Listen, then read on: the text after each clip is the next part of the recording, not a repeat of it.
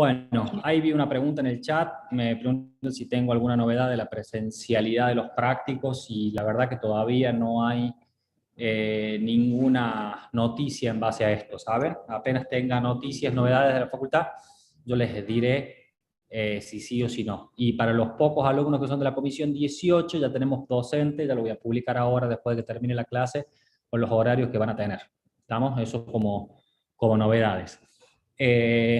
Para dar comienzo con la clase de hoy es una clase larga y tediosa. ¿Por qué larga? Porque es difícil resumir muchas patologías y tediosa porque la verdad que son patologías que tienen poca frecuencia de presentación, pero no por ello dejan de ser importantes. Por lo cual, nosotros tenemos que tratar de pensar en estas patologías como en todas para tratar de pensar en esto y de poder hacer un diagnóstico certero de este tipo de patologías. Lo que vamos a ver en la clase de hoy son las enfermedades intersticiales, parenquimatosas, de lo que sería la parte pulmonar, y bueno, vamos a dar ahora comienzo a la clase, ya les voy a compartir pantalla y vamos a largar.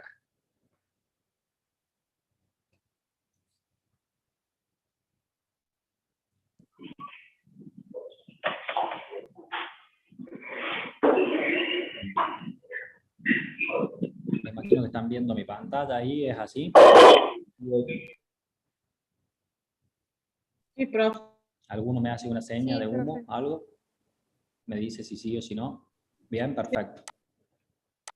Perfecto, perfecto. Bueno, vamos a comenzar con las enfermedades del intersticio pulmonar y vamos a hablar un poquito de fibrosis pulmonar y trasplante pulmonar, que es lo que está en el programa. Para hablar de enfermedades pulmonares intersticiales difusas, siempre uno tiene que tener una definición en caso de empezar a hablar de cualquier patología. Y en el caso este de tener cualquier patología, vamos a decir que las enfermedades del parénquima pulmonar intersticial constituyen un grupo muy heterogéneo, la verdad que es muy heterogéneo, de procesos que se van a caracterizar en ocasiones por la infiltración de células de estructuras alveolo-intersticiales, aunque no siempre es exclusivo de esto, y en otras ocasiones pueden afectar las pequeñas vías respiratorias, la vasculatura del pulmón, la parte linfática y también entre los espacios de estas estructuras. Entonces, si ustedes se ponen a pensar, produce un pulmonar de la parte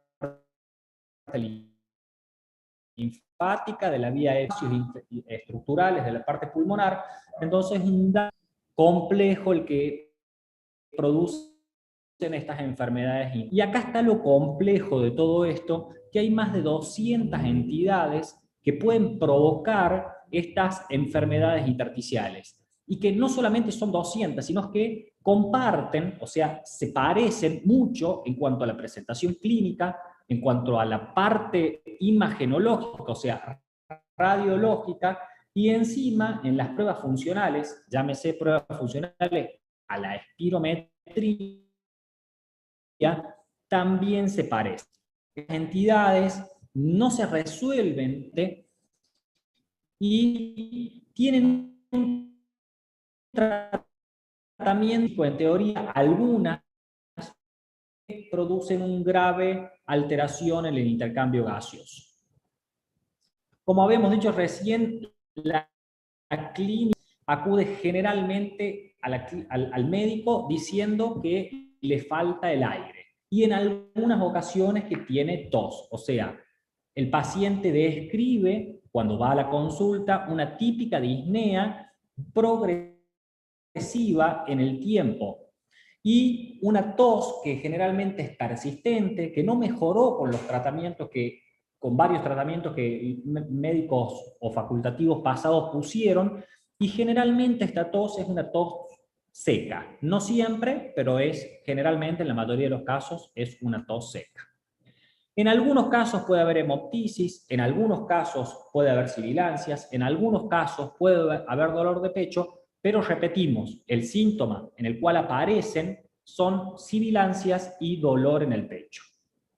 Generalmente, cuando uno ve una radiografía de tórax de estos pacientes, hay ciertas opacidades intersticiales en la radiografía, lo cual, cuando uno ve un infiltrado intersticial en una placa de tórax, uno debería pensar o debería tener dentro de sus diagnósticos diferenciales que el paciente puede tener una enfermedad intersticial difusa.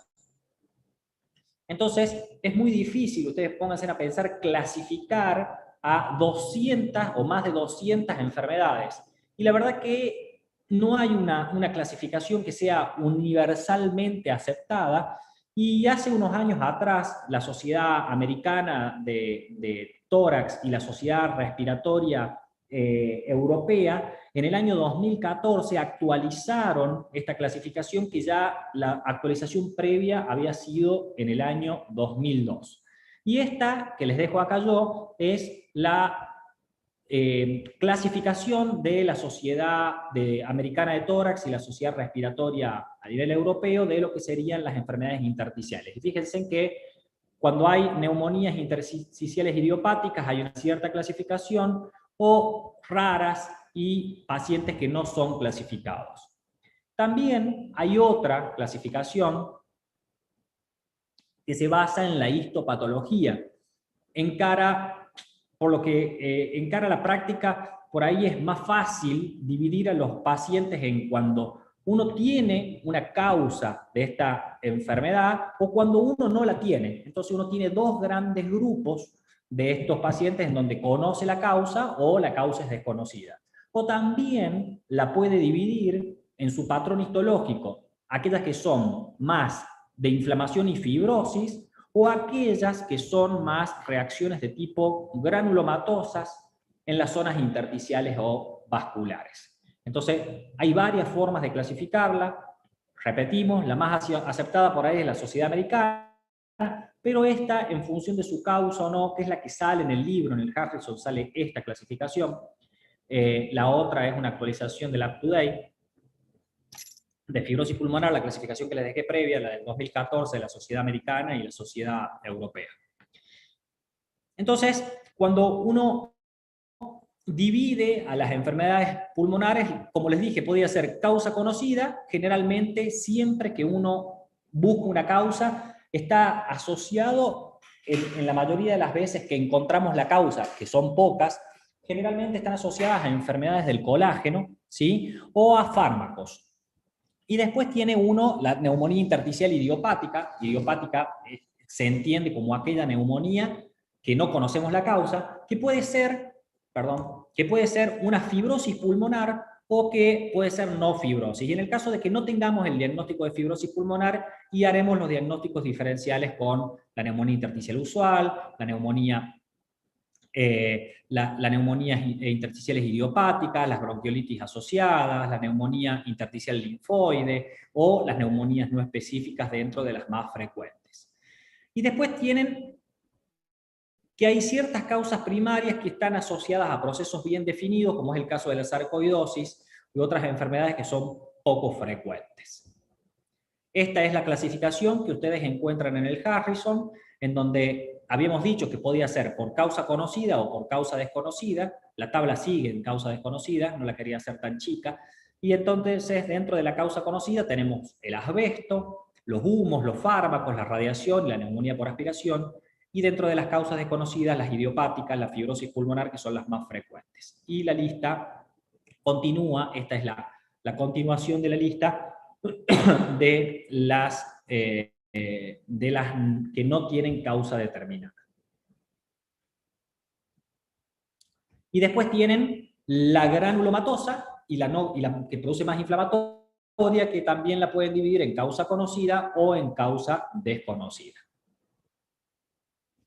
Es importante, para que no nos mareemos acá, que siempre que uno piensa en este tipo de patologías, tiene que pensar y tiene que revisar qué exposición ambiental tiene el paciente, cosa que nosotros en la historia clínica no estamos acostumbrados a preguntar. Tiene que pensar también qué tipo de medicamentos toma el paciente, hace cuánto tiempo toma el medicamento, si le cambiaron los medicamentos, ¿sí? Y siempre también preguntarle qué hobby tiene, porque por ahí no trabaja en ningún lado, pero tiene el hobby de cualquier, estar en algún lado y en ese caso está expuesto a algún tipo de mineral o lo que sea. Siempre hay que buscar síntomas y signos que sean sugestivos de la enfermedad del tejido conectivo, porque recuerden ustedes, cuando encontramos la causa, hay muchas de estas que están asociadas a enfermedades del tejido conectivo, y las formas no idiopáticas suelen tener un mejor pronóstico y suelen responder mejor al tratamiento. ¿Por qué? Porque cuando yo sé la causa, generalmente si es por el cigarrillo, por ejemplo, uno deja de fumar y mejoran generalmente los síntomas, por ende, el pronóstico de los pacientes también suele mejorar. Tienen que saber ustedes que las enfermedades del intersticio pulmonar sin causa conocidas, digamos, abarcan un sinnúmero de enfermedades, y la verdad que tampoco es la idea que ustedes lo sepan, que pueden ser enfermedades granulomatosas, inclusive la fibrosis pulmonar idiopática, que es la más frecuente de todo, y que la verdad que la sobrevida global de esta enfermedad es bastante pobre, porque tiene una sobrevida global de 3 a 5 años desde que empiezan los síntomas de los pacientes. Que cuando nosotros detectamos fibrosis pulmonar, directamente es la evolución en el tiempo de alguna patología intersticial. O sea, si nosotros dejamos una neumonía intersticial idiopática que evolucione en el tiempo, vamos a tener que este paciente va a llegar a una fibrosis pulmonar. Y que esa fibrosis pulmonar va a ser un mal diagnóstico nuestro o de otro colega que no supo diagnosticar a tiempo para parar la evolución de la enfermedad. Que si bien los esteroides y los inmunosupresores pueden ser eficaces en ciertas patologías como la sarcoidosis, la verdad que cuando uno llega a la fibrosis pulmonar no tiene ningún tipo de tratamiento. Esto lo vamos a repetir cuando hablemos fibrosis pulmonar y les voy a mostrar los datos. Si hablamos de epidemiología, vamos a decir que aproximadamente un 15% de la patología respiratoria podríamos decir que está asociada a enfermedades del intersticio pulmonar. Que la verdad que los estudios epidemiológicos son muy escasos y que la mayoría de los registros, de lo poco que hay de epidemiología de las enfermedades intersticiales difusas, son de encuestas de servicios grandes de neumonología. Y que por orden de frecuencia, la más fuerte de todo es la fibrosis pulmonar, después sigue de la sarcoidosis, las alveolitis alérgicas le siguen, y en cuarto lugar, las enfermedades asociadas al colágeno. ¿Cómo se produce o qué es lo que pasa puntualmente? Un poco de patogenia, un poco de fisiopatología, para complicar aún más el paso. Traté de resumirle todo en la forma más simple por ahí. Nosotros tenemos que estas patologías tienen una patogenia medianamente similar, que la teoría por ahí un poco más aceptada sostienen que como consecuencia de la acción de un agente causal, que puede ser conocido o no, se producen ciertas lesiones a nivel del epitelio alveolar. O sea, algún daño directo. Por ejemplo, el humo del cigarrillo, el asbesto o lo que sea.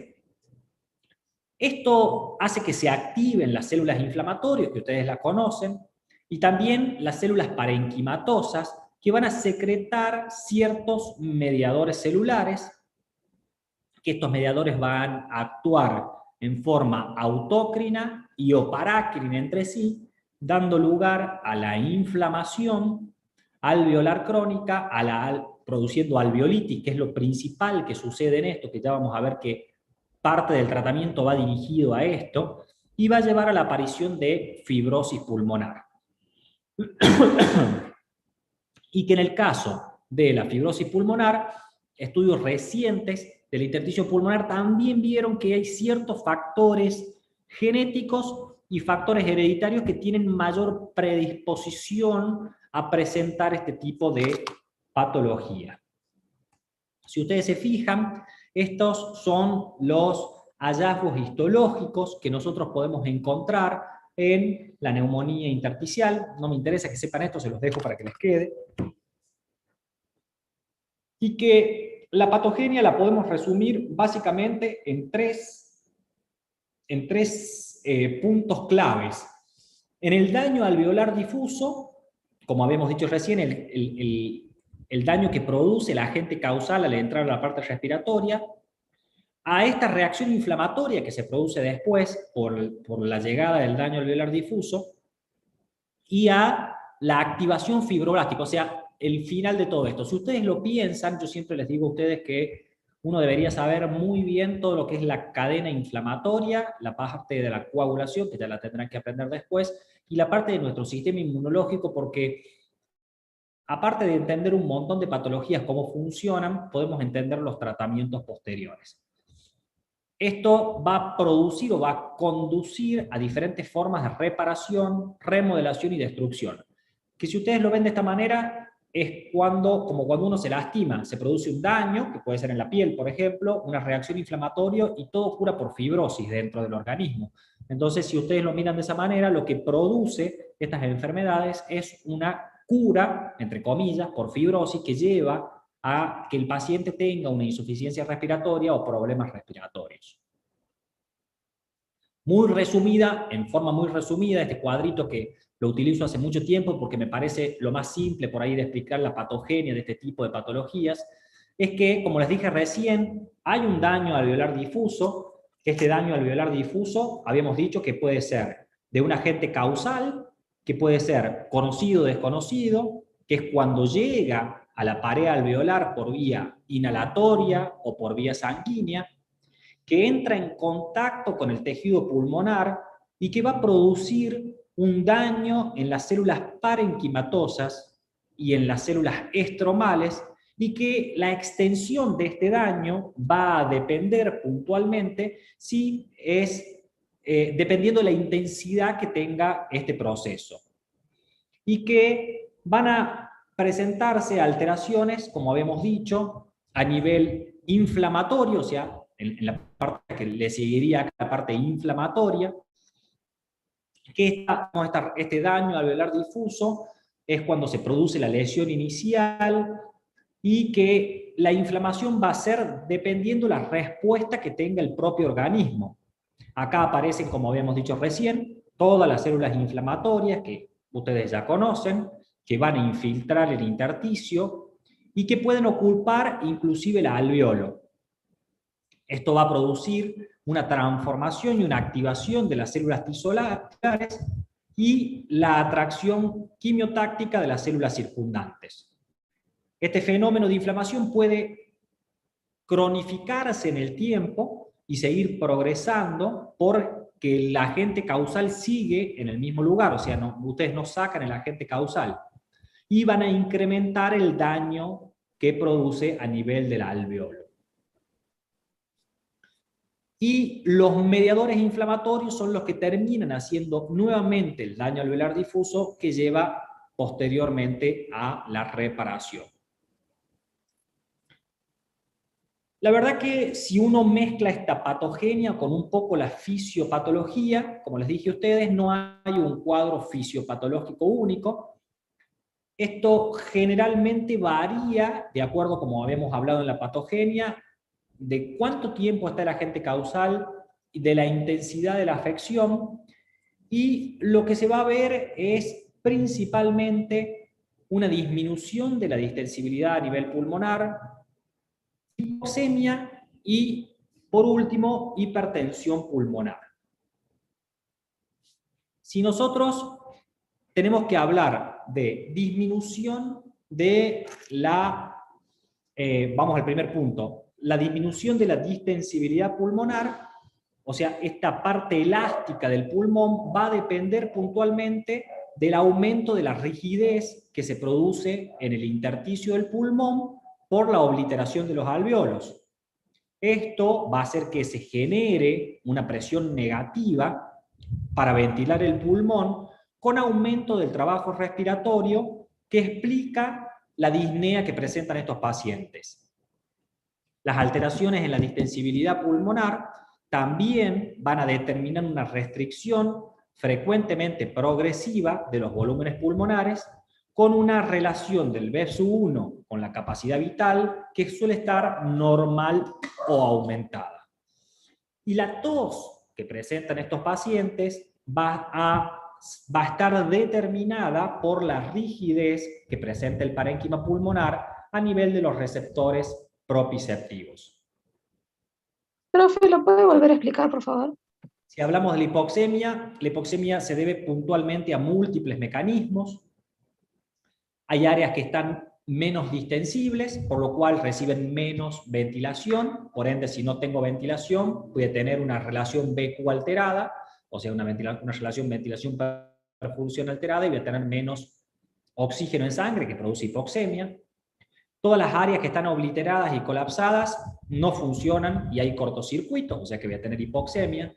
Y también hay trastornos en la difusión debido a la interposición de un infiltrado inflamatorio, o sea, todo este infiltrado inflamatorio, si el alveolo está ocupado y no se produce la hematosis. Por último, la hipertensión pulmonar y el corazón pulmonar se van a desarrollar como una causa final ya por un compromiso anatómico ya de los vasos pulmonares, por la vasoconstricción que se produjo por la hipoxemia. Y esto primero va a evidenciarse cuando el paciente haga ejercicio y después en reposo en los casos que ya están más avanzados. ¿Estamos hasta ahí?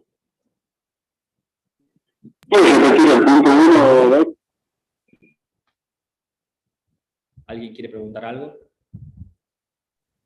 ¿Vos me escuchas ahí?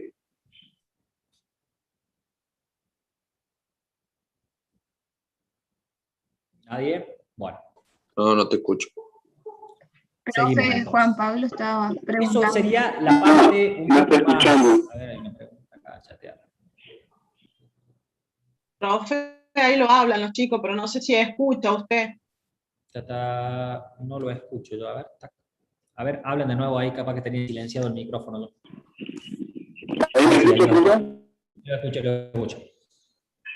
A ver, me decía el punto 1, no me quedó muy claro.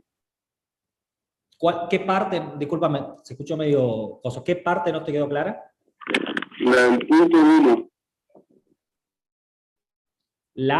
El punto 1, profe.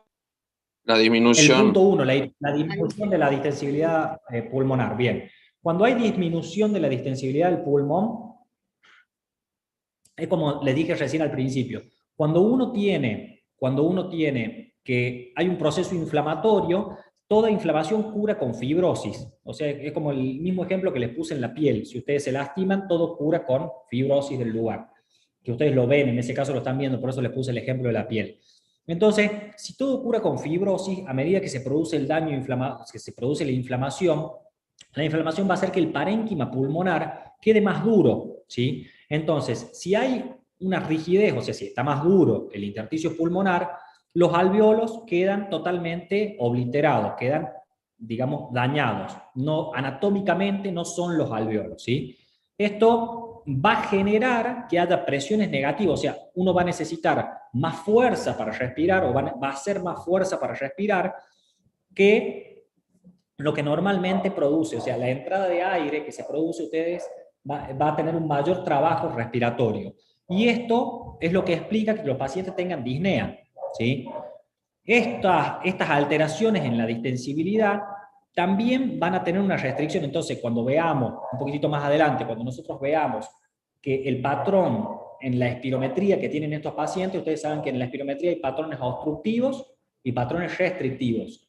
Estos pacientes tienen un patrón de tipo restrictivo. ¿Por qué? Porque les cuesta entrar el aire, a diferencia de lo obstructivo, que a nosotros nos cuesta sacar el aire, ¿sí? Entonces, ahí está un poco la diferencia. Y básicamente todo se debe a la rigidez, o sea, a que yo siempre a los pacientes cuando les explico algo les digo que el pulmón es como un panal de abejas, ¿sí? Entonces este panal de abejas que está, todos conocen un panal de abejas, este panal de abejas está fibrosado, está duro toda la estructura. Entonces, si está más duro, cuesta más que el aire entre y es lo que produce todas las manifestaciones clínicas posteriores.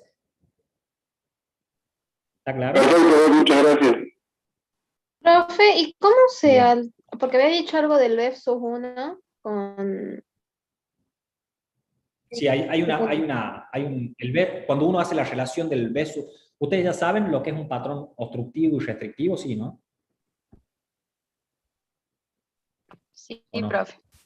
Sí. Bien, entonces, cuando uno tiene un B sub 1, la relación entre el B sub 1 y la capacidad vital normal o aumentada, ¿qué tipo de patrón tiene? ¿Cómo dijo?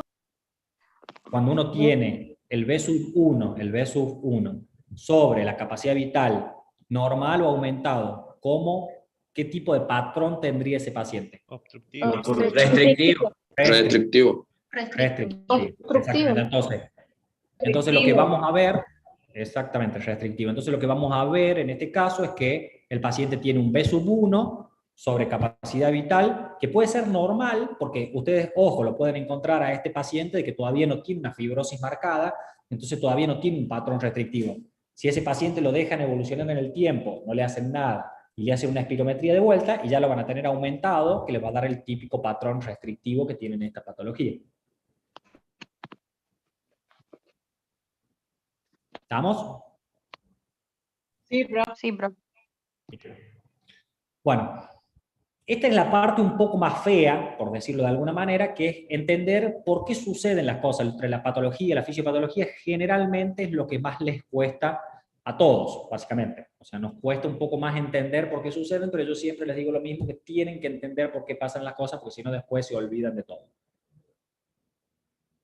Bueno, ahora vamos a la parte un poco más divertida y en pensar nosotros como médicos o ustedes como clínicos, cuándo tenemos que sospechar o cuándo deberíamos pensar o cuándo la tenemos que poner dentro de nuestros diagnósticos diferenciales a las enfermedades intersticiales difusas.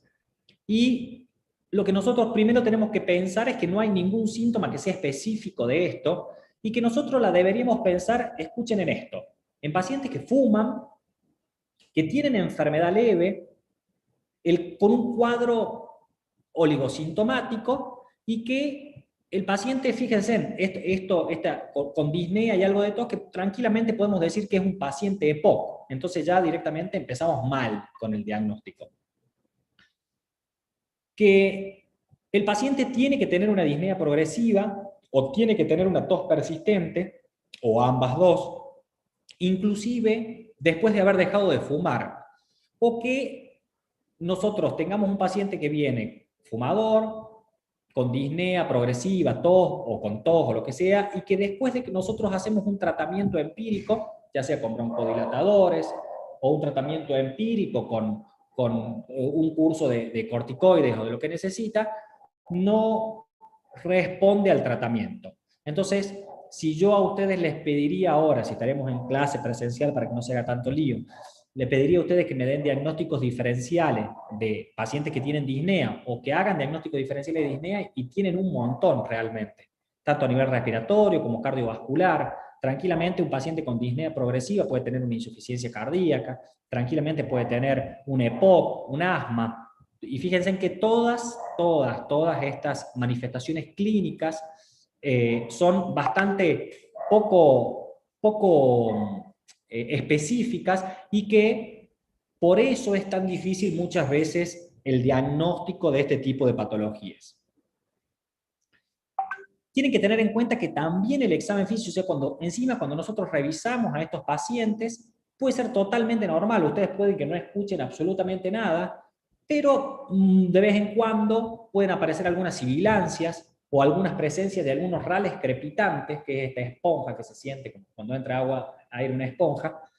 Pero estos rales suelen ser tipo secos. Se siente la diferencia entre un rale crepitante que es húmedo y un rale crepitante seco. Estos suelen ser bastante secos y están en las bases del pulmón, ¿sí? También puede haber presencia de acropaquias, que ustedes saben bien que son signos indirectos, todos estos que hablamos: examen físico normal, sibilancias, crepitantes, todo de muchas patologías, y las acropaquias pueden ser directamente un signo indirecto de la mayoría de las enfermedades que producen hipoxemia, porque las acropaquias son una traducción clínica de la hipoxemia.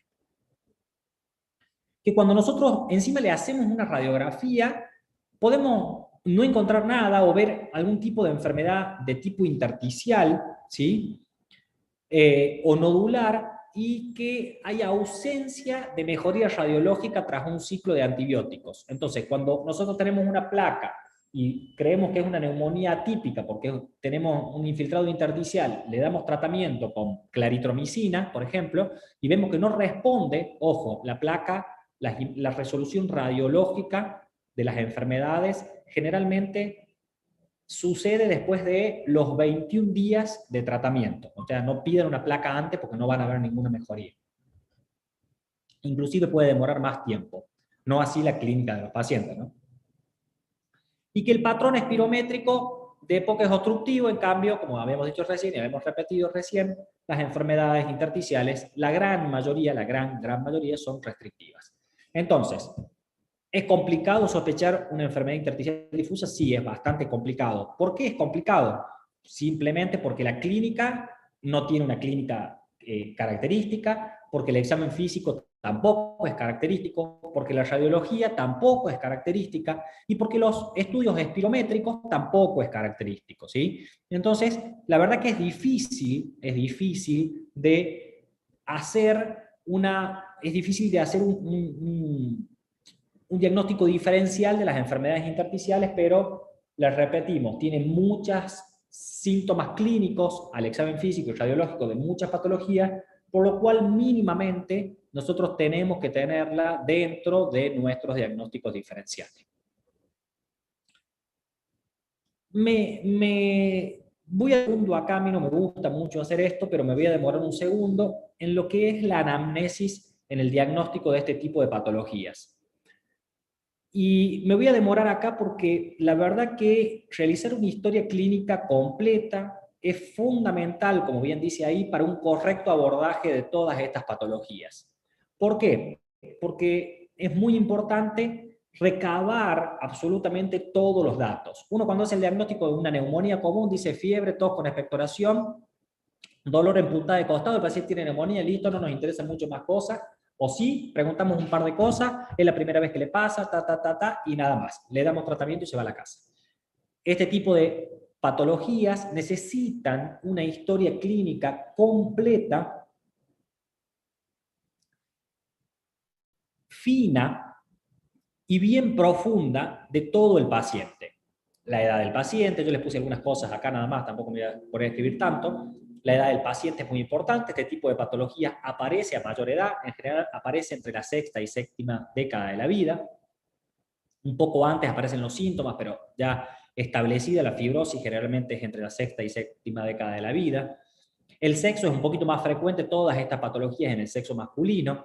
Historia familiar, como habíamos dicho recién, es importante porque hay cierta predisposición genética y tanto antecedentes de exposición laboral, ocupacional, tóxicos, hobbies, infecciones previas que haya tenido el paciente, todo esto nos debería hacer sospechar. También habíamos dicho que es importante que nosotros sepamos qué tipo de tratamientos recibe el paciente y ha recibido, porque hay una larga lista de fármacos, que después se las dejo yo acá, que producen enfermedades intersticiales difusas, por lo cual uno debería siempre ver cuánto tiempo sobre todo tomó el medicamento y si eso le trajo algún síntoma antes. Y después la radioterapia es una consecuencia o tiene una reacción adversa tardía, se podría decir, que puede ser este tipo de patologías, por lo cual uno también debería preguntar si el paciente recibió radioterapia, por supuesto, al tórax, no es radioterapia a otro lado, ¿no? Y que muchas veces este tipo de patologías puede ser una manifestación de alguna enfermedad sistémica, como por ejemplo alguna colágenopatía que se manifieste primero por esto y que no haga los síntomas, como por ejemplo una artritis, lo puede presentar tranquilamente, o un lupus, y puede ser la primera manifestación clínica que presenta el paciente, por lo cual también tenemos que pensar en este tipo de patologías. Si nosotros hablamos de clínica, la verdad que los síntomas son extremadamente inespecíficos, como le dije recién. La disnea, que es el principal síntoma que presentan los pacientes, es el más frecuente. Tiene un inicio lento, es progresiva y puede ser el único síntoma en forma inicial en mucho tiempo. La tos es el segundo síntoma más frecuente, generalmente es una tos de tipo no productiva y, como les dije recién, es el otro síntoma que se presenta. Fiebre puede haber, no es lo más frecuente, pero el paciente puede presentarse con fiebre. En el caso de que el paciente se presente con fiebre, sea aguda o subaguda, como dice ahí el tipo de fiebre, la fiebre es un síntoma sistémico. Entonces, nosotros deberíamos pensar de que el paciente tiene o está acompañado de alguna enfermedad sistémica. Entonces, nos podría hacer pensar que el paciente puede tener una neumonía intersticial aguda, o una alveolitis alérgica extrínseca, o una neumonitis por fármacos, o una neumonía organizativa criptogénica, o alguna eosinofilia pulmonar. Hay muchas, la verdad. En el caso de hemoptisis, o sea, del sangrado, la verdad que es poco frecuente y cuando aparece tenemos que pensar que el paciente puede tener una linfangioleiomyomatosis, que es una enfermedad que dentro de las patologías que pueden producirla está y es bastante infrecuente. Y el dolor torácico, la verdad que es bastante infrecuente también, pero cuando es de tipo pleurítico nos debería hacer pensar también de que el paciente tiene algún neumotórax o, por ejemplo, que el paciente tiene una histiocitosis o alguna otra patología. ¿Profe? Como dije, ¿me hablan? Sí, ¿escucha? Sí. ¿Cómo dijo que se llama así el paciente tiene hemoptisis, Linfangioleiomyomatosis. Linfangioleiomyomatosis. Mira. Ojo que también tenemos afectación de las enfermedades del intersticio pulmonar a nivel sistémico. Fíjense, el sistema nervioso central, ojos, aparato músculo-esquelético, a nivel renal, a nivel del corazón, del aparato digestivo, de la piel y metabólico, ¿sí? O sea, tenemos también afectación sistémica por la misma patología del intersticio pulmonar. El examen físico, como les dije y como hablamos hace un ratito, la verdad que no es una cosa que a nosotros nos haga llamar tanto la atención. La gran mayoría de los pacientes no tienen sibilancias, con alguna excepción en el caso de las eosinofilias pulmonares y las alveolitis alérgicas, que esto sí puede dar sibilancias, y que cuando hay sibilancias nosotros sabemos de que es un signo de que indica enfermedad de la vía aérea. Con frecuencia, los pacientes tienen rales crepitantes, como habíamos hablado. En este caso, el ral crepitante da presencia de los alvéolos colapsados. Esperen un segundo que apago la...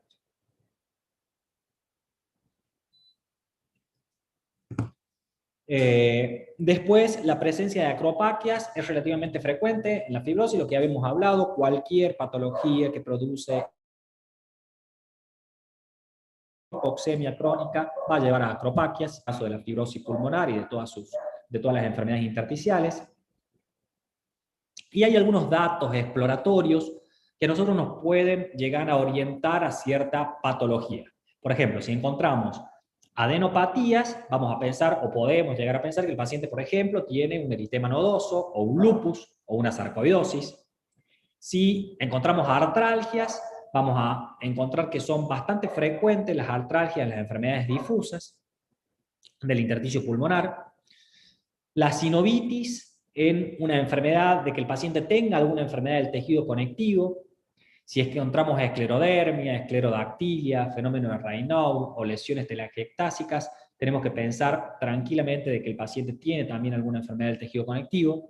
Y muchas veces la debilidad en la cintura escapular es la parte de los hombros, y omóplatos, básicamente los dos hombros, y siempre hay algún síndrome llamado la presencia de manos de mecánico y lesiones cutáneas, que son tipo pápulas y un eritema que aparece en estos pacientes, un eritema que queda color violáceo. Pero recordemos siempre de que el examen físico en este tipo de pacientes es bastante inespecífico. Son todos signos indirectos que vamos a encontrar. Entonces, ya le hicimos la historia clínica al paciente, ya lo revisamos al paciente, y ahora, ¿qué es lo que tenemos que hacer? Pedir la parte analítica, ¿sí? La parte analítica es aquella parte donde nosotros encontramos en sangre algunas pruebas que nos puedan llegar a hacer pensar de que el paciente tiene el diagnóstico. Y la verdad que cuando uno pide las pruebas analíticas, no hay ningún estudio de que le pidamos de que el paciente nos dé el diagnóstico de que tiene una enfermedad difusa. Y generalmente cuando uno la pide es para demostrar de que el paciente tiene o no alguna afectación sistémica. Puede haber elevación de los reactantes de fase aguda. Los reactantes de fase aguda, se los pongo para el que no sepa, son la PCR, la LDH y la eritrosedimentación. También podemos llegar a encontrar en un 10 a un 20% de los casos que hayan anticuerpos antinucleares positivos y factor reumatoideo positivo, pero la verdad que es bastante bajo el número, 10 a 20% de los casos. Pero que cuando nosotros encontramos estos anticuerpos positivos con una titulación elevada, o sea, una dilución en más de 1 en 160, deberíamos pensar de que el paciente tiene una enfermedad del tejido conectivo y que está asociada a una enfermedad del intersticio pulmonar. Acá, en este cuadrito, se les muestra a ustedes que, les mostramos a ustedes puntualmente que qué es lo que nosotros encontramos en el hemograma, por ejemplo. Pedimos un hemograma con fórmula y... Sí. ¿Puede repetir, por favor, la analítica? Sí. En la analítica, puntualmente, nosotros podemos ver que no hay ningún tipo de análisis de sangre que nosotros nos haga determinar o nos haga ver que el paciente tiene una enfermedad tiene una enfermedad intersticial difusa, que cuando lo pedimos es para evaluar si el paciente tiene alguna afectación sistémica y nada más. Que podemos encontrar elevados los reactantes de fase aguda porque en cualquier proceso en donde haya alguna movilización del sistema inmune va a haber un reactante de fase aguda, un proceso inflamatorio, va a haber un reactante de fase aguda elevado, como por ejemplo es el PCR, la LDH y la eritrosedimentación. Que en el caso, nosotros habíamos hablado de que muchos pacientes, dentro de las causas conocidas de las enfermedades intersticiales difusas, son las colagenopatías, y que estas colagenopatías, fíjense que solamente hay un 10 a un 20% de pacientes que tienen los anticuerpos antinucleares y el factor reumatoideo positivo, y que los títulos generalmente son bajos. Pero cuando nosotros encontramos títulos de más de 1 en 160, deberíamos pensar de que el paciente tiene una enfermedad del tejido conectivo. ¿Sí?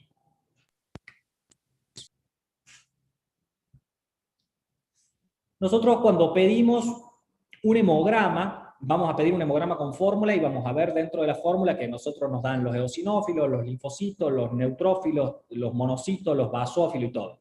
Vamos a ver eosinófilos en este caso y vamos a ver si hay eosinofilia, o sea, aumento de los eosinófilos, vamos a pensar de que el paciente tiene una neumonía eosinofílica aguda o crónica.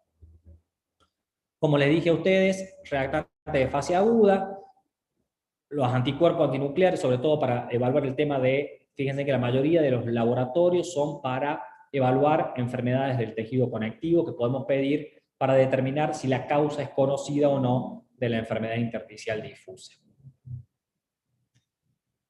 Otro cuadrito que les dejo acá para que ustedes evalúen o se fijen después qué alteraciones analíticas pueden encontrar y dependiendo qué es lo que podrían llegar a ir pensando.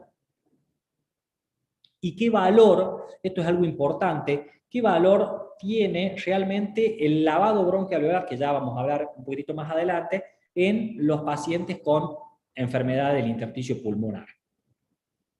Este cuadrito la verdad que se me cruzó acá y va un poco más adelante. Después lo leen tranquilos ustedes. Entonces, ya lo revisamos, ya le hicimos el examen físico, ya lo revisamos, ya le pedimos los análisis de sangre y hasta ahora todo es súper inespecífico.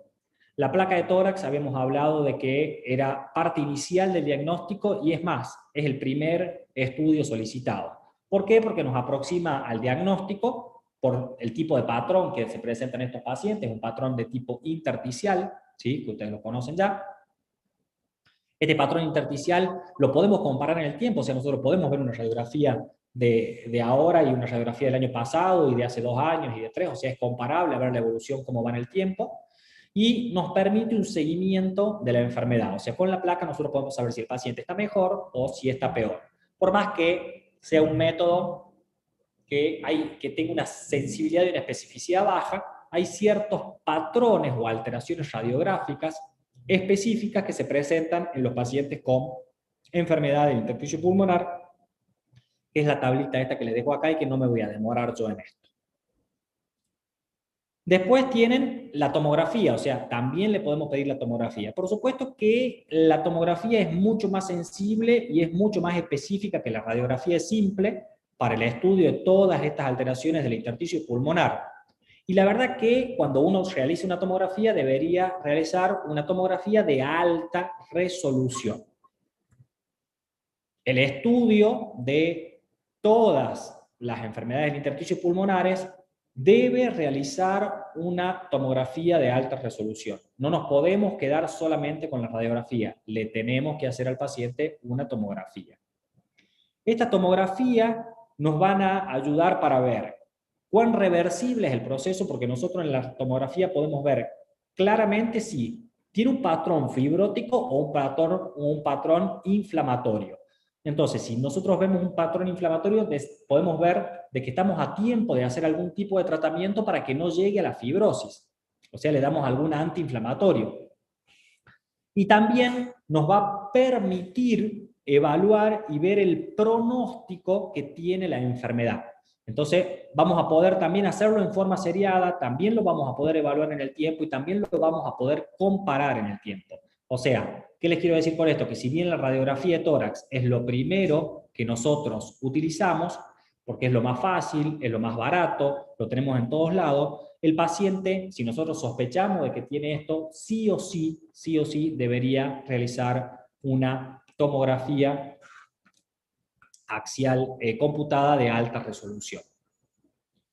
Y también nos van a determinar, porque también hay un patrón radiológico característico en este tipo de pacientes, que nos va a ayudar a determinar de que el paciente tenga o no tenga este tipo de patología. ¿Por qué? Porque hay una distribución anatómica característica, hay una clasificación tomográfica de este tipo de patología que nosotros podemos utilizar y que ya se las voy a mostrar en la siguiente diapositiva. No hace falta que le pongamos contraste endovenoso a los pacientes, la verdad que no ganamos nada con el contraste en la vena en las tomografías de tórax de este tipo de patologías. Y este es el patrón, nosotros acá encontramos en esta tabla los diferentes tipos de patrones radiológicos y distribución, tanto en la radiografía como en la tomografía, en lo que es patrón y distribución, siempre en tomógrafos de alta resolución. La otra prueba que nosotros tenemos para hacer es la de función respiratoria, ¿sí? A todo paciente que nosotros tenemos con disnea, nosotros deberíamos hacer una espirometría como parte baja para saber qué tipo de patrón tiene, porque si es un patrón restrictivo, un patrón obstructivo, pensaremos en otras cosas. Recuerden que el paciente tiene un patrón restrictivo, ¿sí? Las enfermedades de intersticio pulmonar, la mayoría de las veces, o lo característico, tienen un patrón de tipo restrictivo. Y recordemos que el patrón restrictivo es el que se caracteriza por una reducción de la capacidad vital forzada y entre el cociente entre el volumen expirado del primer segundo y el V/1 y la capacidad vital. O sea, la relación del V/1 sobre la capacidad vital forzada debería ser mayor de 70. Después, nosotros tenemos que algunas enfermedades intersticiales, como es la sarcoidosis, la histiocitosis, el LAM y la EA, la neumonía eosinofílica, son la excepción de la regla de este patrón restrictivo porque en este caso puede llegar a cursar con un patrón de tipo obstructivo. O sea que si encontramos un patrón obstructivo no nos tenemos que cegar de que no es este tipo de patología y deberíamos investigar de que el paciente no tenga ninguna de estas patologías. Y que el estudio de los volúmenes pulmonares podría llegar a ser necesario, o lo podríamos estudiar, digamos, en algunas circunstancias como por ejemplo en pacientes que tengan una histiocytosis o en pacientes que tengan neumonías eosinofílicas.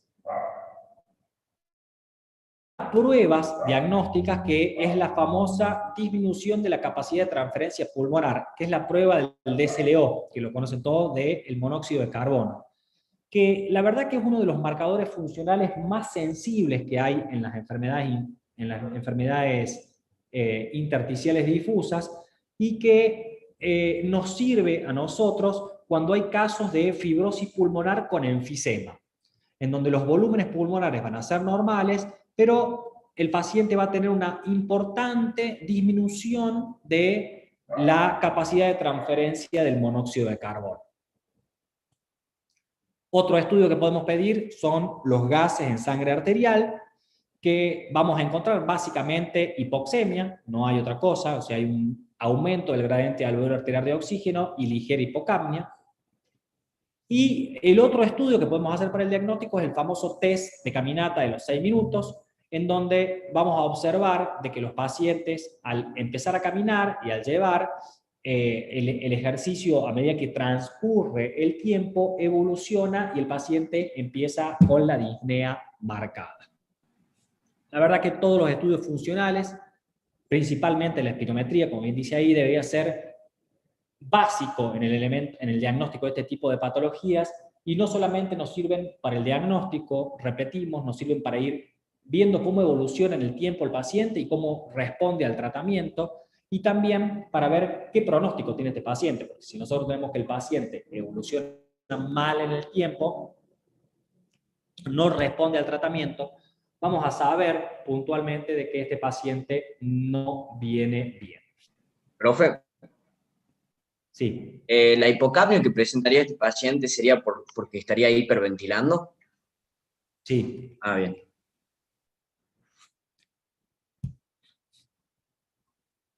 Dentro de las técnicas de diagnóstico invasivas tenemos las técnicas broncoscópicas, o sea, todo lo que es broncoscopía. Y la verdad que la broncoscopía sería lo ideal, porque a nosotros nos permite tener una muestra del tejido pulmonar o del espacio alveolar con el lavado bronquialveolar y muestras histológicas del parénquima pulmonar, ya sea por biopsia transbronquial o por biopsia a cielo abierto.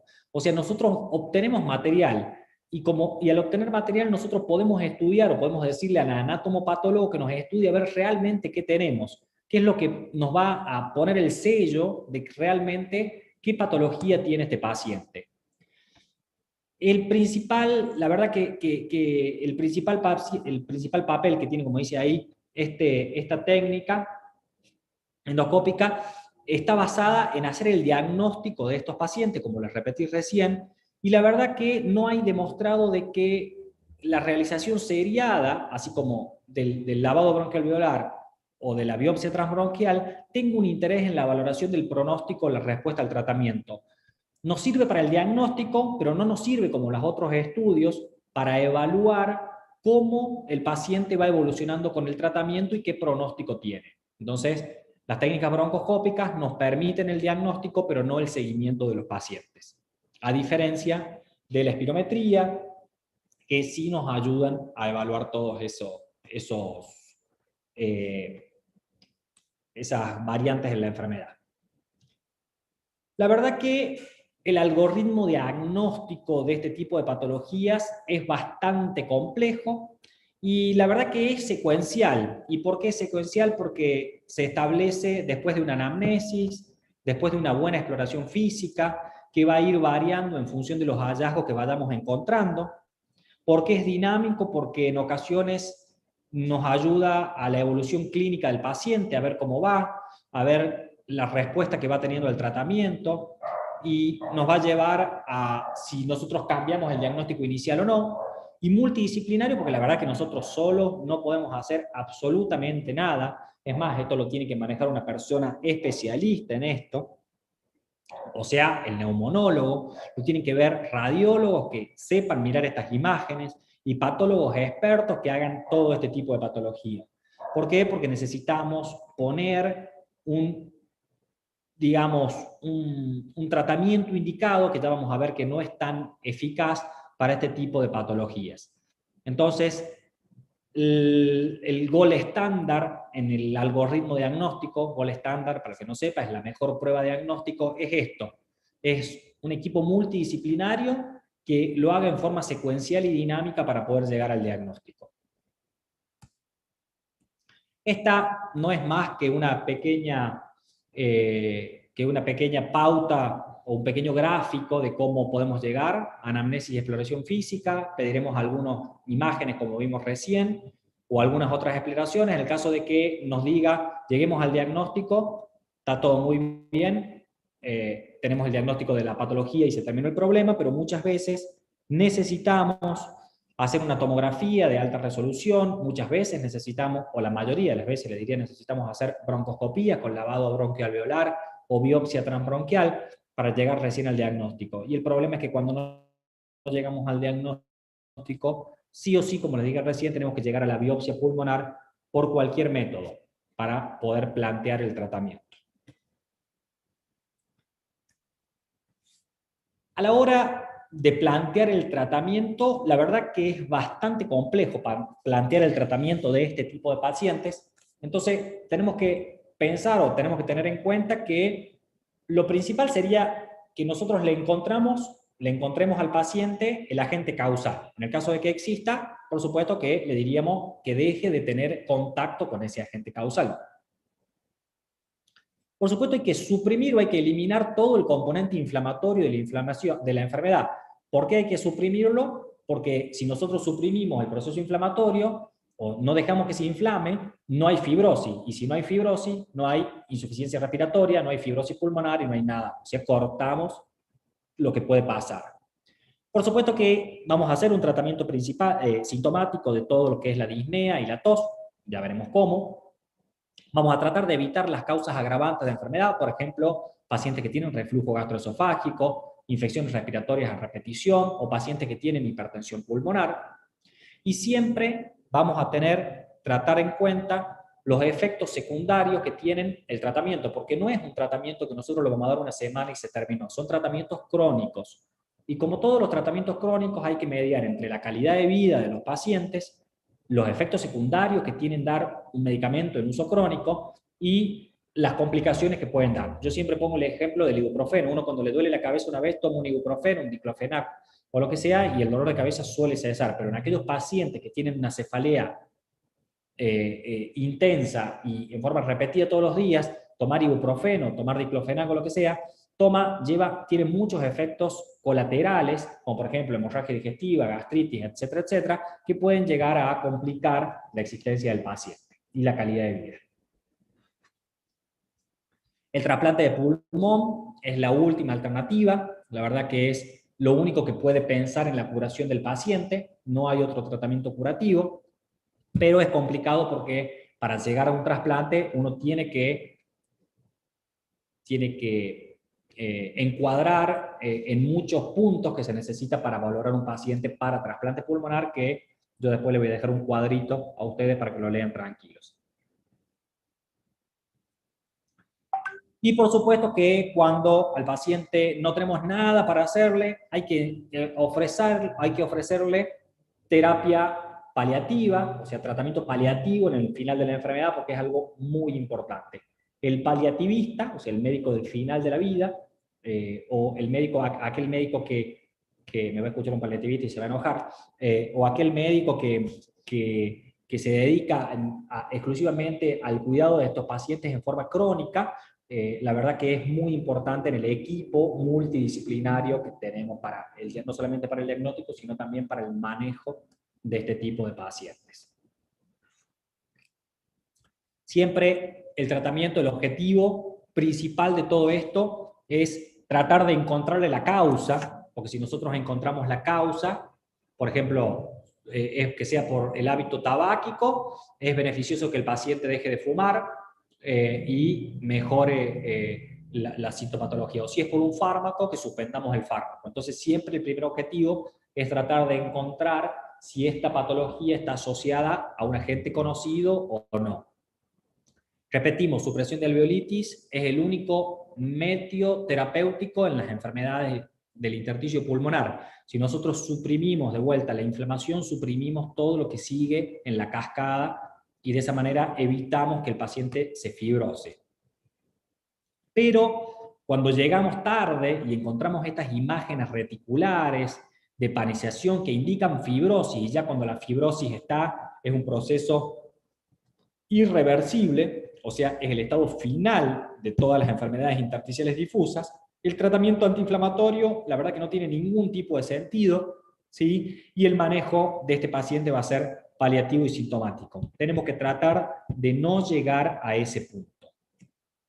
Algunas enfermedades del intersticio pulmonar van a precisar un tratamiento intenso y en ocasiones prolongados con corticoides, no todos.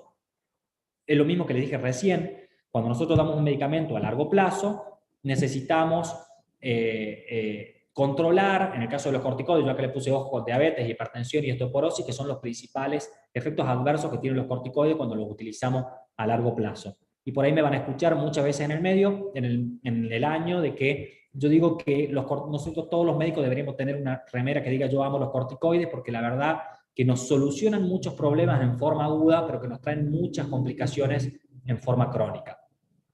Así que ojo con los corticoides. De igual manera, cuando hablemos del tratamiento específico de la fibrosis pulmonar, que es la etapa final, los corticoides vamos a ver que no sirven en este caso, pero se utilizaron durante mucho tiempo en el tratamiento. Corticoides se los utiliza para disminuir la respuesta inflamatoria que tienen los pacientes y de esta manera disminuye el componente inflamatorio y la fibrosis que tiene. El trasplante pulmonar es la última opción terapéutica y el paciente se utiliza cuando hay insuficiencia respiratoria o cuando el paciente progresa a fibrosis.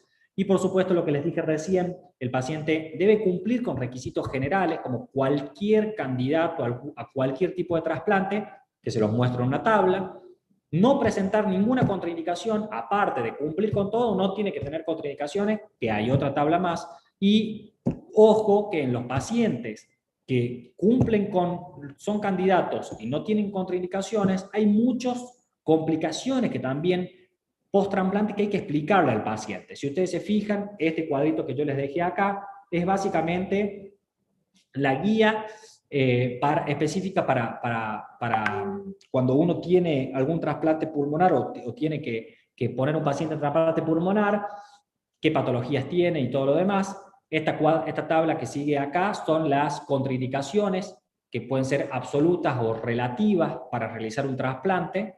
Y esta otra tabla que está acá, que les dejo acá, son las principales complicaciones que padecen los pacientes post-trasplante.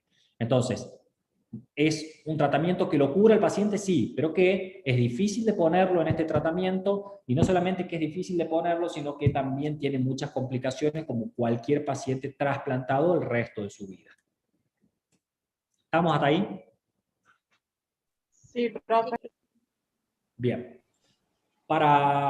No queda tanto, no me olvidé que hoy tienen que hablar de COVID, no queda tanto, pero nos quedan la última parte que fibrosis pulmonar es un capítulo aparte en todas las enfermedades del intersticio pulmonar, porque suele ser el final común denominador de muchas enfermedades intersticiales. Cuando uno llega tarde a todo, llega a la fibrosis pulmonar.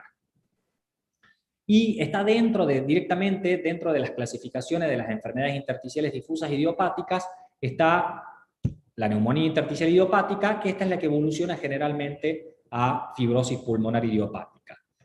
La verdad que vamos a repetir un poco muchas cosas que hablamos en las enfermedades intersticiales, pero con algunas características distintivas, no muchas, la verdad, porque es una enfermedad diferenciada, idiopática, progresiva, fibrosante, que se limita a los pulmones, que es un poco lo que habíamos venido hablando con el resto de las patologías intersticiales difusas, que generalmente afecta a adultos mayores de 50 años, que se asocia a un patrón radiológico y o histológico de una neumonía intersticial usual, porque es a lo que progresa, y que es la evolución en el tiempo de estas patologías. Es una enfermedad que presenta características clínicas, radiológicas y patológicas bastante bien diferenciadas.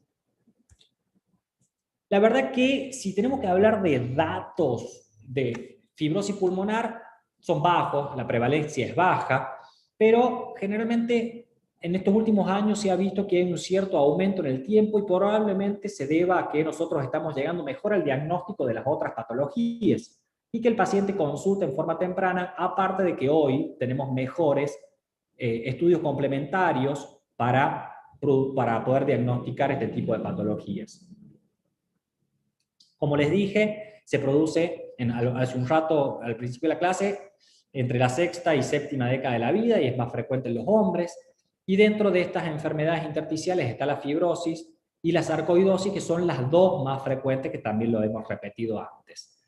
Fíjense en que la fibrosis pulmonar representa entre un 50 y 60% de todas las neumonías intersticiales idiopáticas, y a diferencia de la sarcoidosis, la fibrosis pulmonar puede afectar con mayor frecuencia a hombres y de mayor edad, a diferencia de que la sarcoidosis lo hace a una edad más temprana. Se repite lo mismo que dijimos al principio, que se encontraron algunos estudios donde hay una mayor probabilidad de desarrollar fibrosis pulmonar en los pacientes fumadores, siendo el principal factor de riesgo. La verdad es que la clínica es parecida a lo otro. También hay disnea. Esta disnea también es progresiva y también se ve evolucionada y se ve agravada en el paso del tiempo, con un comienzo que generalmente es lento. Muchas veces o no, los pacientes presentan tos. Recuerden que la tos es una tos seca, o sea, una tos sin expectoración y de difícil control, lo mismo que habíamos visto antes. Y que, fíjense en esto, es un dato importante que lo dejo hace mucho yo acá en estas diapositivas, que no lo he cambiado, que cuando la demora entre el inicio de los síntomas, o sea, entre el que el paciente empezó a tener disnea y tos, y el diagnóstico, generalmente puede estar entre los 6 meses y 2 años. O sea, no nos podemos demorar 6 meses a 2 años en diagnosticar una patología. Y esto nos pasa, ¿por qué? Porque no pensamos en este tipo de patologías. A diferencia de las enfermedades intersticiales difusas, acá los rales crepitantes son más frecuentes. Fíjense que el 90% de los pacientes se ocultan los rales crepitantes. Estos rales crepitantes son los rales secos, ya de fibrosis de los pacientes, y hay acropaquias, o sea, todas estas uñas en palillo de tambor, perdón, dedos en palillo de tambor, uñas en vidrio de reloj, en el 50% de los casos de los pacientes, y que se debe a otra cosa que a la hipoxemia crónica de los pacientes. Fíjense, acá les dejo un cuadrito, esto está sacado del UpToDate, que evalúa qué tipo de preguntas le deberíamos hacer a todos los pacientes que nosotros sospechamos de fibrosis pulmonar. Se los dejo para que ustedes después lo lean tranquilos. ¿Qué estudios complementarios les pedimos a los pacientes o cómo evaluamos a los pacientes? La verdad que, al igual que en las enfermedades intersticiales difusas, no hay ninguna prueba específica que nos permita a nosotros confirmar o descartar el diagnóstico de la enfermedad, porque esa es la realidad de todo, y que lo solicitamos para descartar generalmente otras causas, y que también podemos encontrar la positividad de los anticuerpos antinucleares, por ejemplo, hasta en un 80% de los casos. Hasta en un 20% de los casos. Si el 80%, estaba pensando en voz alta, el 80% de los casos encontramos que las pruebas analíticas son totalmente normales. Hay ciertos biomarcadores que se empezaron a utilizar, como el caso del KL6, el SPA y el SPD, al igual que los fibrocitos circulantes y al igual que las metoproteinasas 1 y 7, que si bien se evalúa de que pueden llegar a estar alterados en los pacientes, la verdad que tampoco hacen el diagnóstico de la fibrosis pulmonar y por ende por ahora todavía no se aconseja. Pero bueno, se están estudiando biomarcadores específicos en este tipo de patologías. Pero lo importante es que no se aconseja porque ninguno de todos estos que yo nombré antes es capaz de, en forma individual, decir si el paciente tiene o no tiene fibrosis pulmonar. O sea, tiene muy altos falsos positivos o falsos negativos, como ustedes lo quieran ver. El laboratorio es totalmente inespecífico. Las pruebas de función pulmonar, espirometría, volúmenes pulmonares, capacidad de difusión del monóxido de carbono, como hemos visto en las enfermedades intersticiales, y el saturómetro de pulso, son las pruebas que utilizamos y los resultados son exactamente los mismos, patrón exclusivamente restrictivo acá, porque ya está la fibrosis marcada. La radiografía de tórax también se la utiliza, de igual manera que la vimos antes, y la tomografía de tórax de alta resolución sin contraste también se la utiliza, y se la debe utilizar como métodos complementarios del diagnóstico. Broncoscopía y biopsia pulmonar, igual, lo repetimos, igual que en las enfermedades intersticiales. Para llegar al diagnóstico definitivo de la fibrosis pulmonar, nosotros vamos a necesitar excluir cualquier otra causa, ¿sí? Excluir cualquier otra causa. O sea, podemos llegar a decir que el diagnóstico es por descarte, por decirlo de alguna manera. Y que en aquellos pacientes que tienen clínica de fibrosis pulmonar o la presencia de un patrón histológico en la biopsia de una neumonía intersticial usual o una biopsia pulmonar con una evidencia radiológica de una neumonía intersticial usual en la tomografía de tórax de alta resolución, tiene el diagnóstico de fibrosis pulmonar. Clínica, imágenes y biopsia. Si logramos juntar los tres, bárbaro, el paciente tiene el diagnóstico certero y no le vamos a errar, y si no, nos tendremos que apoyar más en uno que en otro. Estas son las afectaciones clínicas, también sacadas del UpToDate, y esto no lo van a encontrar en el libro, las afectaciones clínicas asociadas a los patrones habituales de neumonía intersticial. Entonces, cuando nosotros encontramos algún infiltrado intersticial, tenemos que pensar que los diagnósticos diferenciales pueden ser todos estos síndromes, ¿sí? La verdad que no creo que ninguno de nosotros podamos llegar a ver, por ejemplo, o llegar a diagnosticar los síndromes de los telómeros cortos, pero bueno, está dentro de los diagnósticos diferenciales y no lo podía dejar de poner. Recuerden ustedes que en la radiología sí hay patrones definidos para neumonía intersticial usual y para fibrosis pulmonar. Entonces nosotros tenemos que ver y tenemos que tratar de evaluar, esto no lo hacemos nosotros, lo hace el radiólogo que es experto en esto, nosotros más que ver un patrón intersticial de tipo obliterativo y que pueda tener alguna predominancia en bases o vértices, no vamos a ver, esa es la realidad de todo, pero bueno, tenemos que saber que hay ciertos criterios radiológicos definidos, con áreas de panización, con o sin bronquiectasia de tracción, y que así como hay hallazgos radiológicos consistentes, también hay inconsistentes, que en vez de ser en la parte inferior va a ser en los lóbulos o en el campo medio superior, que en vez de tener predominio de las lesiones a nivel broncovascular, la tiene a nivel peribroncovascular, que podemos encontrar abundante vidrio deslustrado o micronódulos, presencia de quistes, patrón de mosaico, datos de atrapamiento aéreo, consolidación, todos patrones radiológicos inconsistentes, pero que lo podemos encontrar en un paciente con fibrosis pulmonar. Esta es una tomografía, la verdad que yo no me voy a meter mucho en el diagnóstico porque es bastante difícil. Les iba a traer hoy, justamente vi una, no alcancé a agregarla porque en el consultorio de la mañana vi un paciente que tenía una fibrosis pulmonar definida, una paciente que viene por pérdida de peso, que no tiene nada que ver con los síntomas que viene, que evidentemente me fue a visitar por otra cosa, pero viene con pérdida de peso de varios meses de evolución, sí falta de aire, que lo tiene en los últimos 2 meses, y tenía un patrón meramente intersticial. Pero sí, nosotros tenemos que ver un corte característico, uno debería grabarse esta imagen, que es un patrón, si ustedes se fijan, bien fibrótico, bien fibrótico, bilateral, ¿sí? Y que generalmente puede tener predominancia en los vértices o en otros lados del pulmón. Acá les dejo los criterios de los patrones de neumonía intersticial usual en la tomografía computada, lo que es clásico, posible o lo que no coincide, para que ustedes también lo tengan. Dentro nosotros para el diagnóstico dijimos que podíamos hacer lavado bronquialveolar o la biopsia directamente. Y cuando tengamos eso, lo mandaremos al anatomopatólogo. Y el anatomopatólogo, que tiene que ser un experto en esto, tiene que ver este patrón histológico de la neumonía intersticial usual, que va a estar definido por 4 criterios, que la verdad que a mí no me interesa mucho que sepan esto ustedes, pero no podía no ponérselos. Evidencia de fibrosis marcada o distorsión de la arquitectura pulmonar asociada a una panización con un predominio pleural o subpleural, presencia de lesiones parchadas que se combinan con áreas fibróticas en la zona del pulmón sano, presencia de focos fibroblásticos y ausencia de hallazgos histopatológicos inconsistentes con neumonía intersticial usual. Si me escucha el doctor Góngora se enojará conmigo, pero la verdad que es muy del anatomopatólogo. A nosotros como médicos no nos interesa esto, pero el patólogo experto en esto tiene que estar formado y sí tiene que saber todo esto. Para cualquiera de ustedes que haga anatomopatología, les servirá este dato.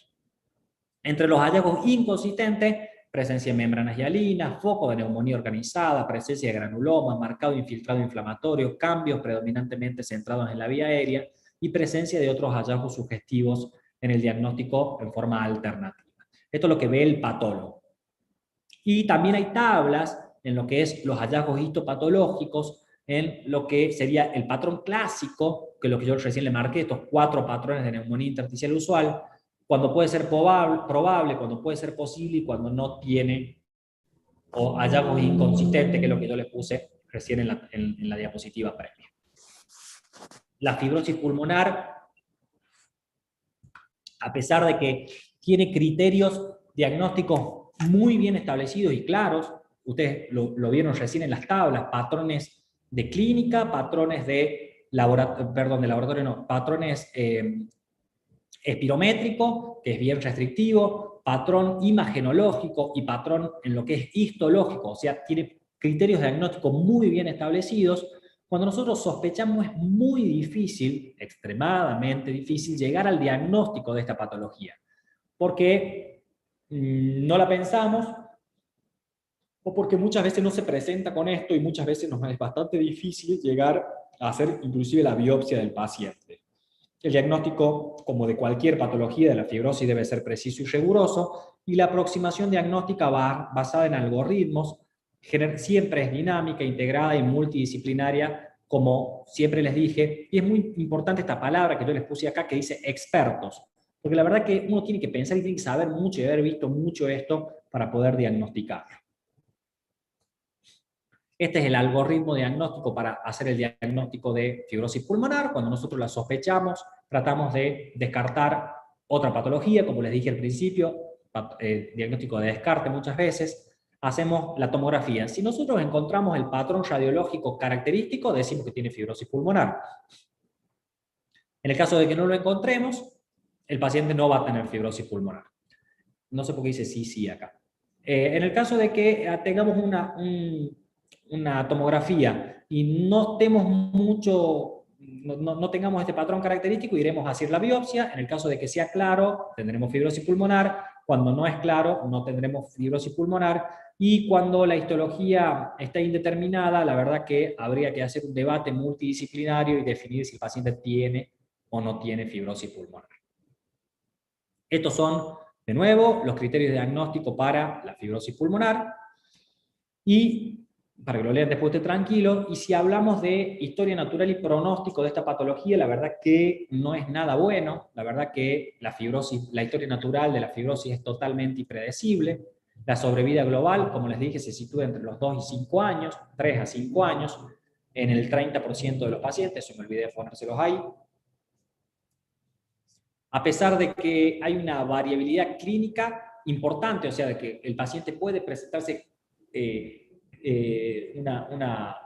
una clínica determinada o indeterminada, hay 3 subgrupos de pacientes que podemos diferenciarlo, y que a nosotros los médicos nos encanta clasificar a todas las cosas.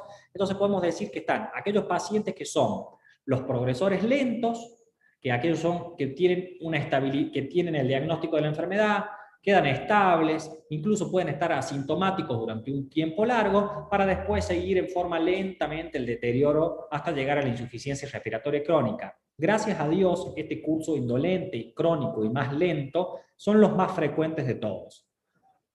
Después tenemos otro grupo de pacientes que ya no es tan bueno esto y que alterna en etapas de relativa estabilidad con episodios de reagudización, pero estos episodios de reagudización son más frecuentes que en la anterior. Y después tenemos el grupo que nos va pésimo, y que es aquel grupo que el paciente se presenta, progresa y no para nunca y no responde a ningún tipo de tratamiento. La verdad que son los 3 grupos de pacientes que nosotros podemos entender y que podemos ver cómo evolucionan en este tipo de patologías. Si nosotros tenemos que hablar de tratamiento del paciente con fibrosis pulmonar, vamos a saber que para hacer un tratamiento hay que hacer un diagnóstico preciso, y que la verdad que en lo que es la interpretación actual de toda la evidencia científica, el tratamiento es bastante difícil, y que los estudios antiguos, porque la verdad que hay muchas cosas de muchos años atrás, como eran un grupo heterogéneo de enfermedad y metían todos los gatos en la misma bolsa, la verdad que a unos le iba mejor con algo y a otros le iba mejor con otra cosa. Por ejemplo, todo el mundo pensaría que para parar la inflamación los esteroides son lo ideal. Y bueno, los estudios clínicos lamentablemente no dieron muchos estos resultados, no apoyaron estos resultados. Y la verdad que hay muy pocos ensayos clínicos randomizados y controlados con placebo, con el suficiente peso científico para establecer una recomendación definitiva para el tratamiento de la fibrosis pulmonar. O sea, es todo basado en grupos de expertos, en servicios de neumonologías grandes que tienen una casuística importante, pero que la verdad que tampoco tienen grandes cosas para hacer el diagnóstico. ¿Cuáles son los puntos muy importantes en el tratamiento? Es el apoyo del paciente. Esto lo tienen que tener muy claro. Nosotros tenemos que a estos pacientes darle oxígeno. ¿Por qué? Porque el oxígeno le mejora la calidad de vida y retrasa la hipertensión pulmonar, que aparezca la hipertensión pulmonar. Este oxígeno ustedes se lo darán en tubo, en máscaras, en mochilas de oxígeno, lo que sea, pero el paciente tiene que tener una buena saturación porque es lo que le va a mejorar su calidad de vida. Educación tanto del paciente como de la familia. Es extremadamente importante que el paciente y la familia entiendan qué patología tiene para evitar muchos de los problemas que van a acaecer posteriormente en este tipo de pacientes, porque todos sabemos que la evolución de estos pacientes no es muy buena y hay que ir educando a la familia a eso.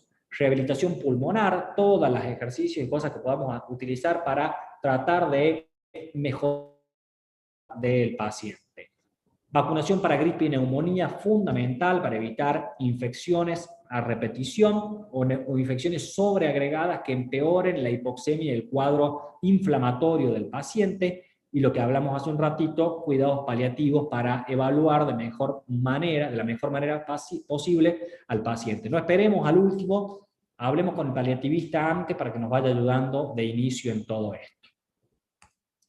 La verdad que si uno habla de un tratamiento clásico, farmacológico de este tipo de paciente, como les dije recién, corticoides e inmunosupresores se utilizaron muchísimo y se utilizaron hasta el año 2000 porque era lo que recomendaba tanto la Sociedad Europea la Sociedad Europea Respiratoria y la Sociedad Torácica Norteamericana en cuanto a estas patologías, pero la verdad que no hay una evidencia actual, como les dije hace un ratito, y lo que sí podemos decir que los corticoides no demostraron ninguna eficacia en el tratamiento de la fibrosis. Ojo, quiero aclarar algo, es cuando el paciente ya tiene fibrosis, no hay digamos, ningún estudio que demuestre que los corticoides sean mejores, ni para retrasar el progreso de la fibrosis, ni para mejorar la oxigenación.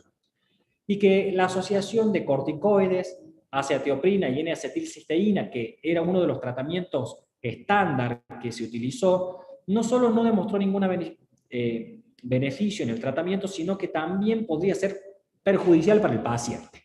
Por todo esto, y en base a las últimas recomendaciones, no estaría muy aconsejado realizar este tratamiento. En cuanto al tratamiento farmacológico exclusivo, no hay ningún fármaco que lo cure, pero sí está demostrado que hay dos fármacos, el nintedanib y la pirfenidona, que retrasan, escuchen bien, retrasan la progresión de la enfermedad. El nintedanib es un bloqueador de los receptores de múltiples tirosinquinasas que median la elaboración de los factores de crecimiento fibrogénicos, como por ejemplo el factor derivado de plaquetas, el factor del endotelio vascular y el factor de crecimiento de los fibroblastos. O sea, lo que hace básicamente es evitar la fibrosis. Se da en una dosis de 150 miligramos 2 veces al día, pero ojo que produce daño hepático. Entonces, uno debería de chequearlo muy bien a este efecto. ¿Cuáles son los efectos más frecuentes del nintedanib?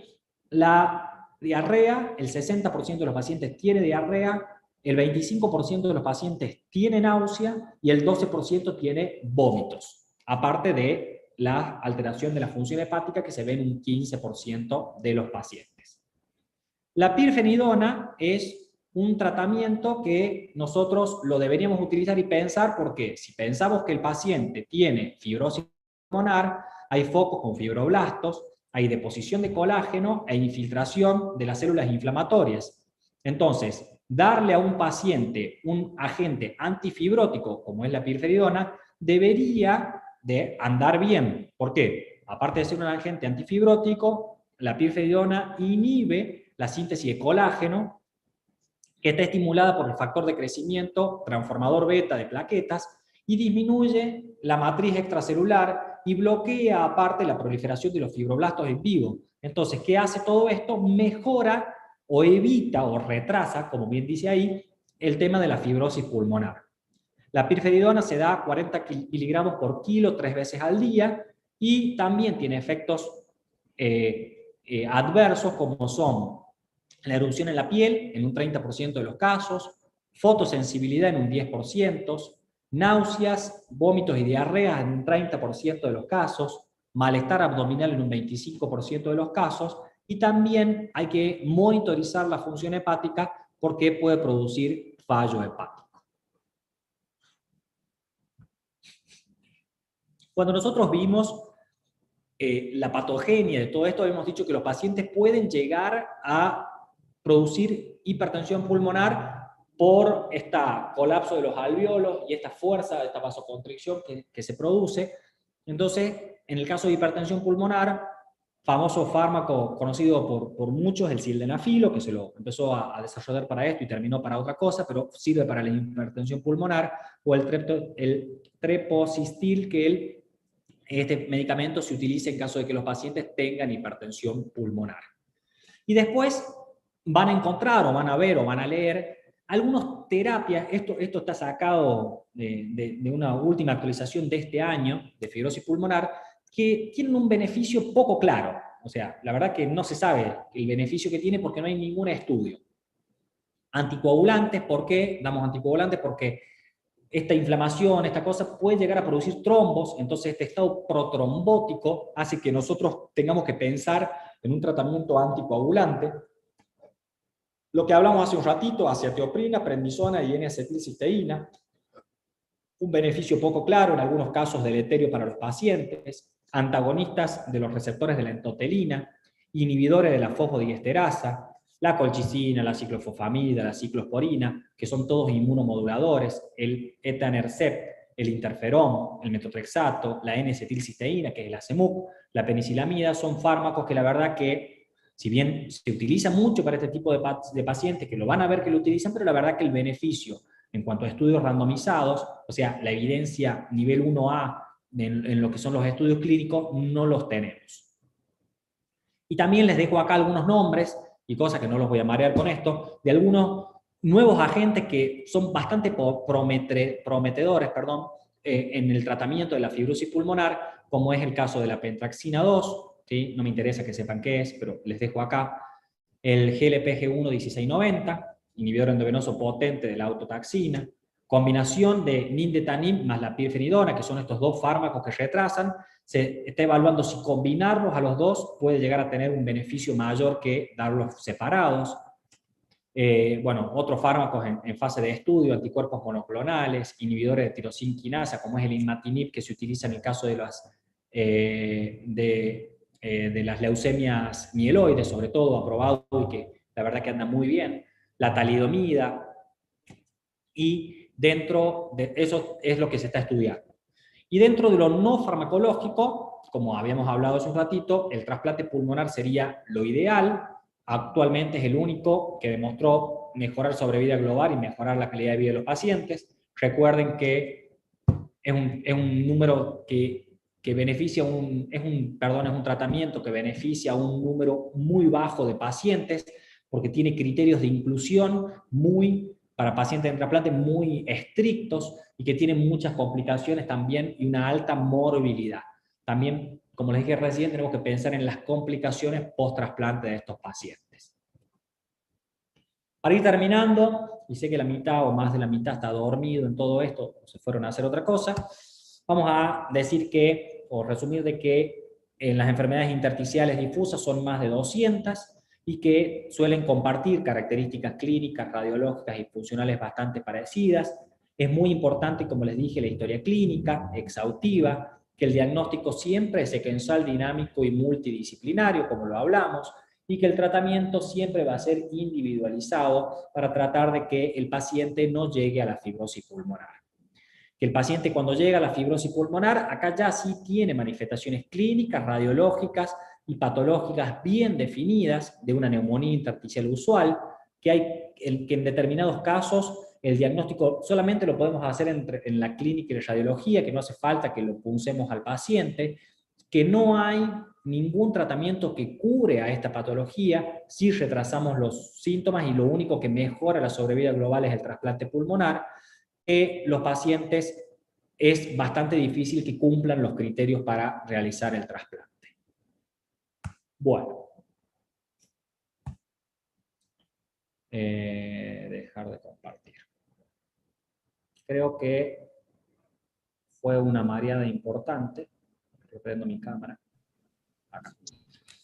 Creo que se marearon en forma importante y, como les dije al principio de la clase, es una clase bastante tediosa, larga y que es infrecuente en muchos casos, pero que es importante que lo tengan porque lo tomamos en el examen también. Así que es una cosa que deberíamos seguir. Sí, dudas. Tienen 1 minuto y medio porque tienen que hablar de COVID, que encima aumentaron los casos y nos estamos por encerrar todos de nuevo.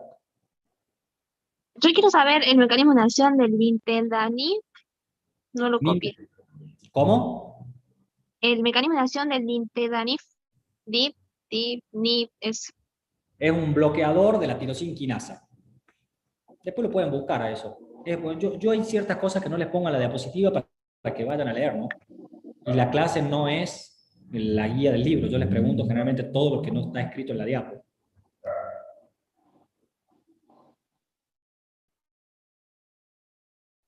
De nada. Bueno, ¿dudas? ¿Alguna otra duda puntual? Si no hay dudas es porque no entendieron nada o porque entendieron absolutamente todo. Me voy a ir por el primer punto y con las caras que le estoy viendo a los que están con la cámara prendida. Profesor, fue muy rápido. Habló muy rápido. Pero la clase la pueden... A ver, yo hablo rápido y necesitaba más tiempo ahora porque necesito que hablen ustedes.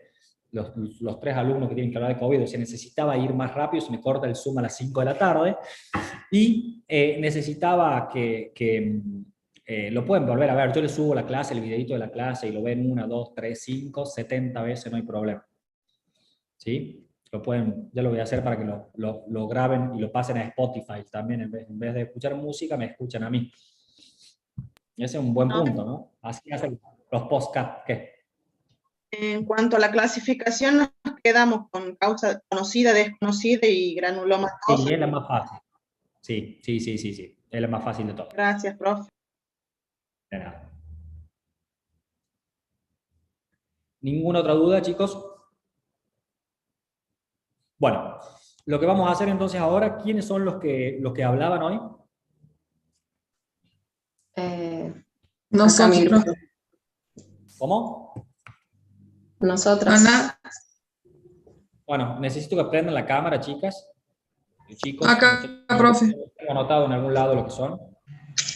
Y no sé quién va a compartir pantalla y quién empieza a hablar.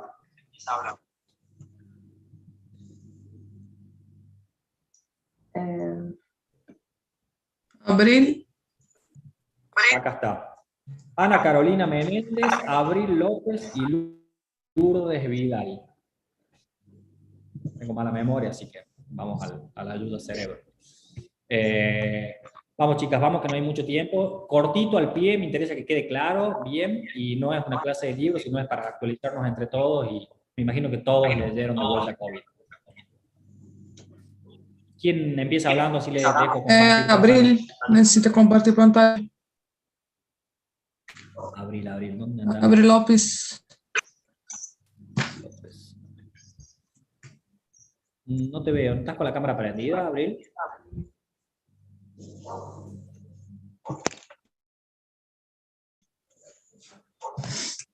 Abril, ¿estás por acá? ¿Te fuiste?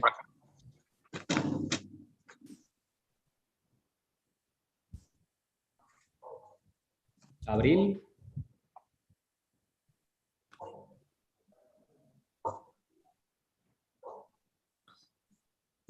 Ana te abandonó, Abril.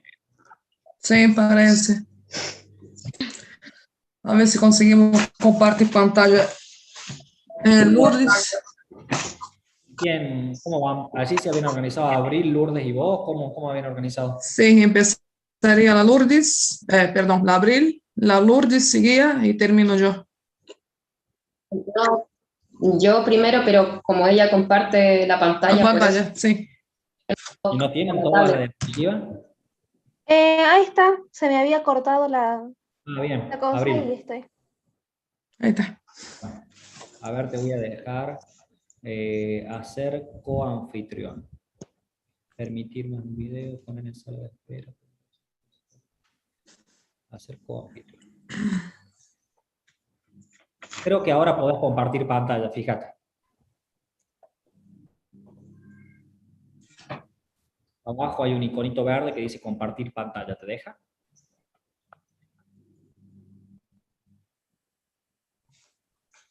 Sí. Bien.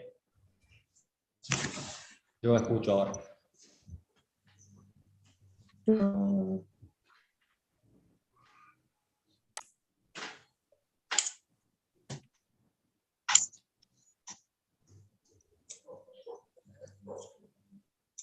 Ahí está, no sé si se ve. No. Así que, Ahí está. Bien. Ahí vemos. Ahí te vemos.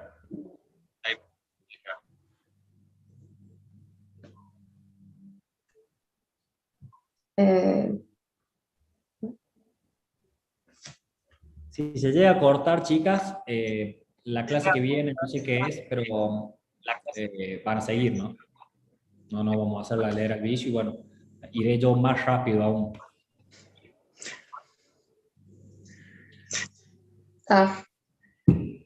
bueno, a nosotras nos tocó hablar sobre coronavirus. Los integrantes son Ana Carolina, Abril y yo, Lourdes Vidal. Primero hay que hablar qué es el coronavirus. ¿Puedes pasarlo? Bueno, ¿qué es el coronavirus? El coronavirus constituye un amplio grupo de lo que sería taxonómicamente una subfamilia de ortocoronaviridae, que es dentro de la familia de coronaviridae, ¿ya? Y que se designa bajo los términos de coronavirus, de todas las especies que pertenecientes a 4 géneros de alfa coronavirus, beta coronavirus y gamma y delta. Se trata de un virus esférico, ¿ya? De 100 a 160 nanómetros de diámetro está envuelta y cuyo genoma está formado por una única cadena de ARN con polaridad positiva, ¿ya? Se dice que tiene 30.000 pares de base, que es de 26 a 32 kilobases, ¿ya? Y se conoce 6 especies de coronavirus que podían infectar a los humanos. A todo esto, el coronavirus ya fue descubierto en 1960, por lo tanto, ya se sabe de estas especies. Por ejemplo, el coronavirus 229E, el OC43 y el LC63 y el U1 que fueron descubiertos en pacientes, perdón. Fue a ver, por un... Perdón, no me sale el... Tranquila. Todos nos trabamos. Sí. Lo que pasa, le hicieron... todos estos coronavirus fueron vistos a través de lo que sería la fosa nasal. Eso, quería decir eso. ¿Puedes pasar?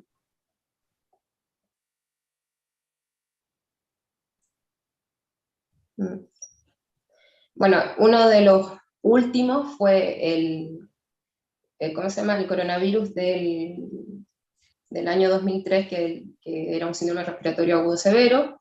Después uno que era del MERS, que es del síndrome respiratorio del Oriente Medio, y bueno, lo que sería ahora lo del SARS-CoV-2 o COVID-19. Que eso pertenece a un género del beta coronavirus y guarda un parentesco filogenético. Cambia. Bueno, en la morfología del coronavirus tenemos proteínas de las cuales son bastante importantes, pero hay una mucho más importante que es la spike, o la proteína S o glicoproteína S.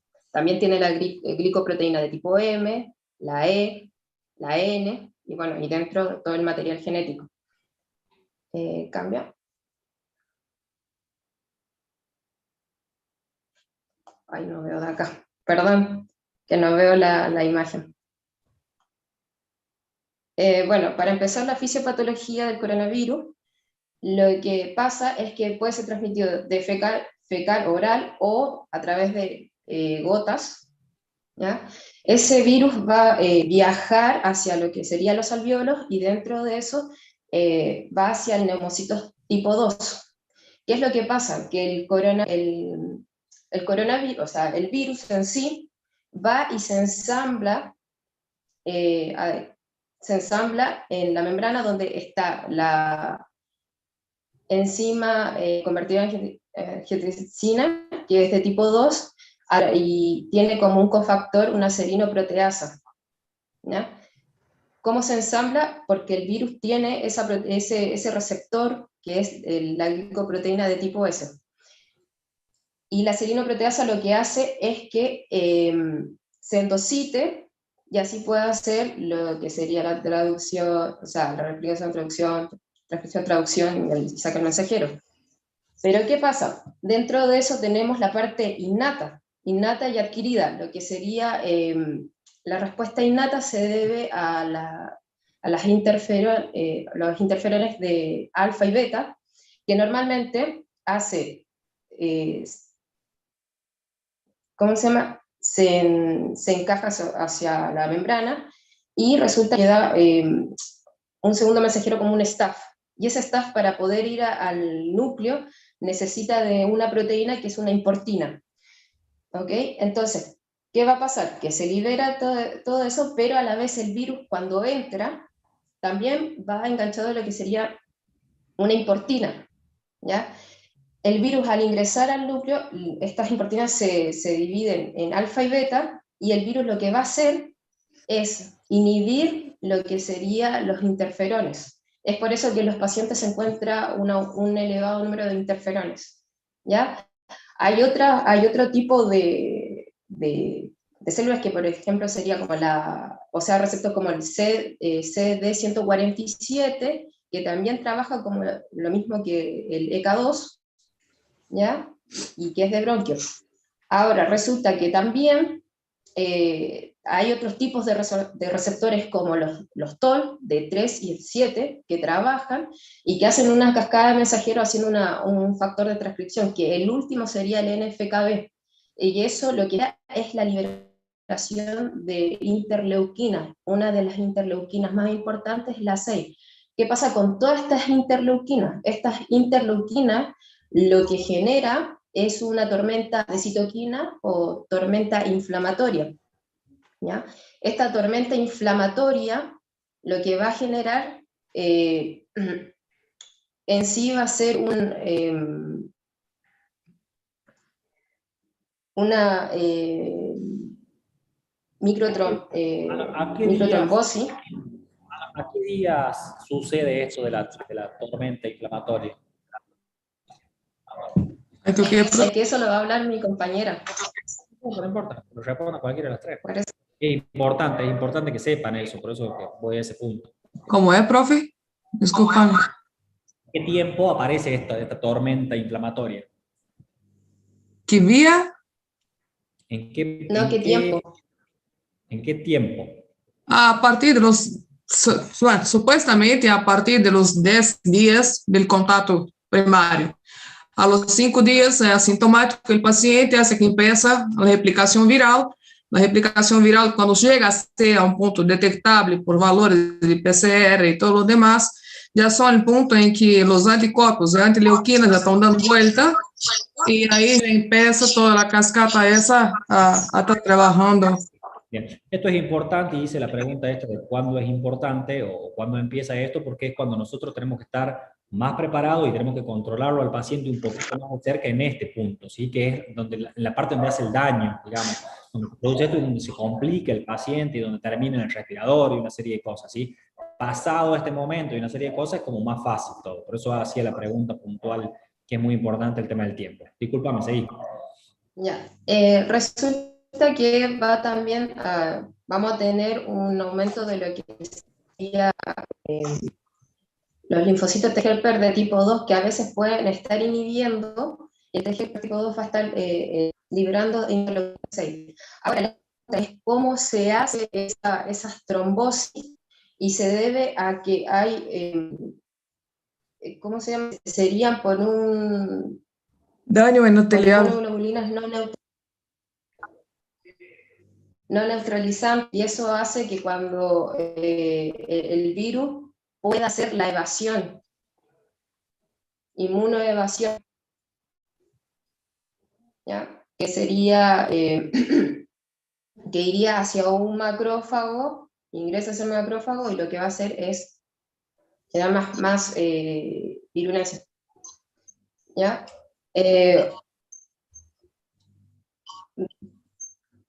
Bueno, en lo que sí va todo eso, por ejemplo, pasa que todas estas interleuquinas salen hacia la zona capilar, y lo que puede pasar, puede haber de un edema alveolar intersticial, una consolidación y también el aumento de la temperatura, o una fiebre.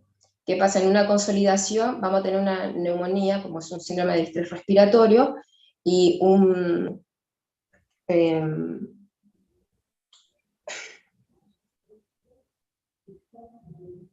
síndrome de distrés respiratorio agudo, vamos a tener una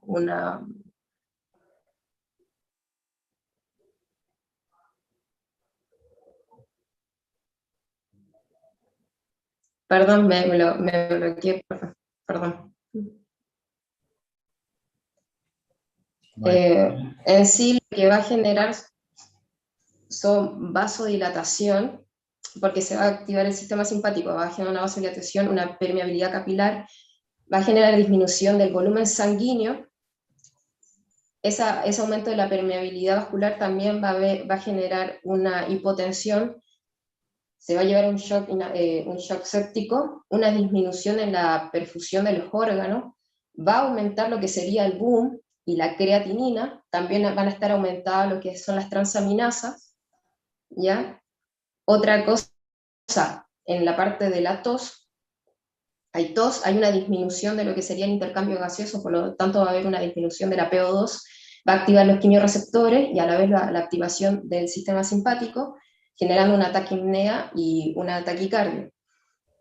Luego, con la edema alveolar intersticial, lo que va a generar es aumento de la tensión superficial, lo que, por lo tanto, va a colapsar el alveolo, y eso lo que hace que disminuya el intercambio gaseoso, haya una hipoxemia, un aumento en el trabajo respiratorio. Por eso es genera una disnea. ¿Qué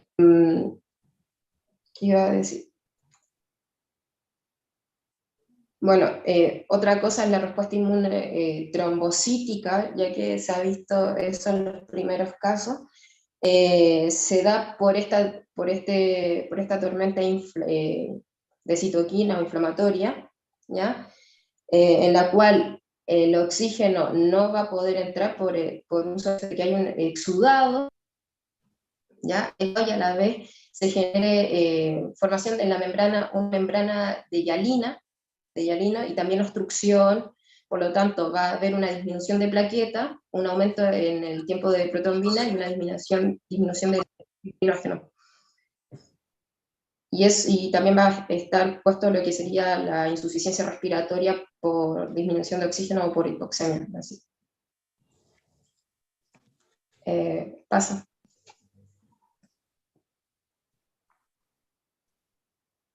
Eso es prácticamente lo mismo que decía sobre los receptores que trabajan ahí, los TOL de tipo 3 y 7, tiene el NFKB, o sea, hay una cascada de mensajeros bastante amplia, pero uno de los más importantes son los TOL. Paso.